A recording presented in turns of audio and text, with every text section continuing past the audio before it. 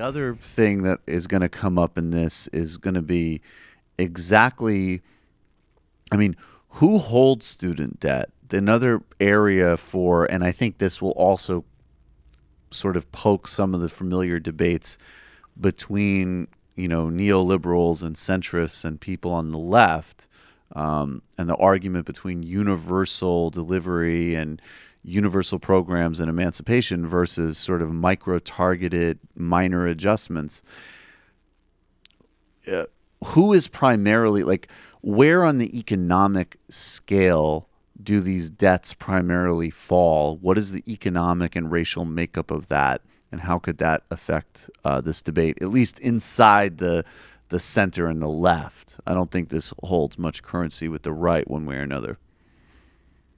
Right. So there's the complexity to that in that, the highest, absolute debt loads are held by people who generally come from the upper middle class, because those are the people that are going to fancy private colleges with really high tuition. Right. And so on first blush, this can look like a not very progressive proposal. But the thing is that the people who are suffering most from student debt, the delinquency rates are highest among working class, non-white students. Right. Because they're the ones who are taking on this credit often to go to less prestigious institutions and less just good educational institutions. At times, they're scams, like the online scam system. Yeah. Mm-hmm. Correct. They're very vulnerable to scam colleges as well. But even beyond that, ones who went to perfectly decent schools, they enter a labor market that has a lot of structural racism built into it.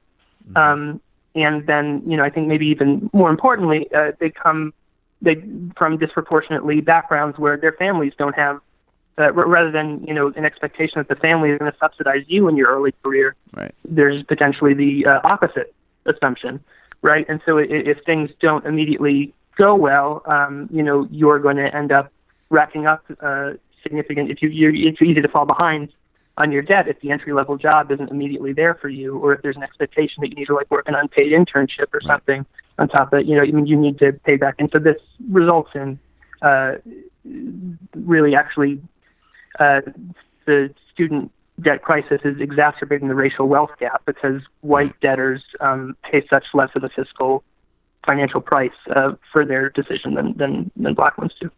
Yeah, and along a class line, I experienced a lot of the dynamics you're talking about. I mean, I came from a very low-income family, and I was able to got a good deal to a private school, but experienced those same things of going into a tight job market, definitely not having a family that could subsidize apartments or unpaid internships or any of the other things that seemed to be almost like part of like elite extension school almost, or even like, kind of initial entry level jobs with very low wages. So there is this whole other infrastructure that class and race show up in that subsidize and cushion that transition. And people who don't have it are getting hit with these delinquency rates and the whole other kind of predation when we get into like how it affects credit scores and savings, and that's a whole other, not to mention obviously spending power and just getting your life going. That's a whole other cycle of abuse and disenfranchisement right there. Correct. So, sorry, go ahead. No, you can continue. So, okay, we know this would seem like this would be something that would be very, very popular politically, obviously with young people, but also with, even if we went into that other sort of class bracket, I think there's a lot of parents who are in fact voters and pretty engaged that would love to not be continuing to sort of dip into their pockets in this. Is there any sense that there's any, what are the politics of this that is going to get this on the map? We have free college on the map.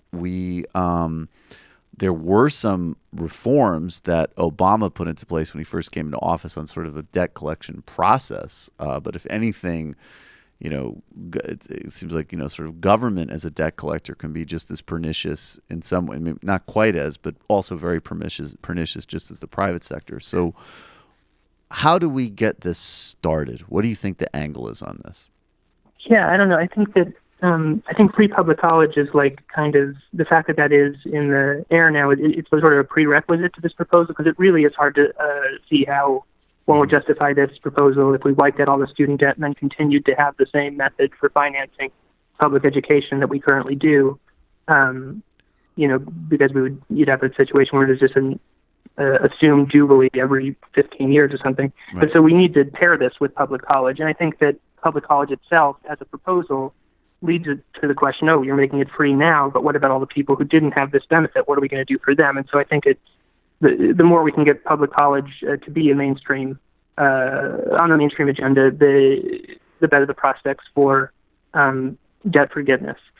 I think that, this is the far left pole of the debate on debt forgiveness, and there are some lesser things that you could do, like make it dischargeable in bankruptcy. Right now, student debt is not dischargeable in bankruptcy. You could set up these income targeted sort of debt programs where you never have to pay more than a certain percentage of your income or what have you. Mm-hmm. But I think that the key for making this politically salient or politically viable and answering a lot of the objections, the core knee-jerk objections that people have to, the legitimate fairness concerns of it, is like interrogating the justice of student loans. And I think what you were talking about with the government, it's actually the government is the really only collector that really can make student loans work, because they can garnish your wages because of the total ability to monitor and surveil you. Mm-hmm. Because student loans are special, right? Like what the whole problem is, you can't take back what somebody learned, and you can't take back their diploma. So you can't take back the human capital that you've loaned them, and that's why they've written the law so that you can't discharge it in bankruptcy, because otherwise lenders would be really worried that everybody would get a medical degree, declare bankruptcy, and then make loads of money as a doctor with mm-hmm. human capital that they accessed. Mm-hmm. And so, right now what the government is doing is profiting off of, loading up young people with tons of debt to access just the opportunity to participate in middle-class life. I think that's the real development here that's so important, is that there was a time when going to college would get you a wage premium because you could expect so much higher earnings going to college than being in the working class, whereas now it's like a prerequisite for escaping like precarity and poverty. Right. Wages for college graduates are relatively stagnant. They've increased by about like $800 over a little over a decade, but wages for people who don't have a college degree have plummeted. And so there is still a wage premium. Going to college still makes sense, but not because life is so much better with a college degree, but because it's so much worse without one. Mm-hmm. This is a political economy that we've constructed. So you have people essentially loaning, their future buying power to the government for the chance to escape poverty. And the government literally, in some years, profits off this. They take in more in payments from the loan program than they pay out. Right. So this is not a healthy relationship for the government to have to its citizens, and one that I think we can call like inherently unjust. Definitely. So, okay, so if there's the sort of tip of the spear is public, universal, or, at least universally accessible, free public college, which Bernie Sanders has put on the map, and I'm sure will continue to advocate for. Then we can start to sort of broaden it out and make both a justice case, but more broadly an economic case. I guess I'm persuaded by an economic case for the broad general public because the benefits are so obvious, but the sort of two stumbling blocks that I see more broadly, one, we'll take the easier one first, but one of the things that really cracked me up about your articles, I thought about this literature that probably started like in 2010, really. And I remember all of us were like in our 20s and underemployed and whatever. And there would be like these pieces in like the New York Times, like, why aren't millennials getting on with their lives? And like, why aren't they moving up?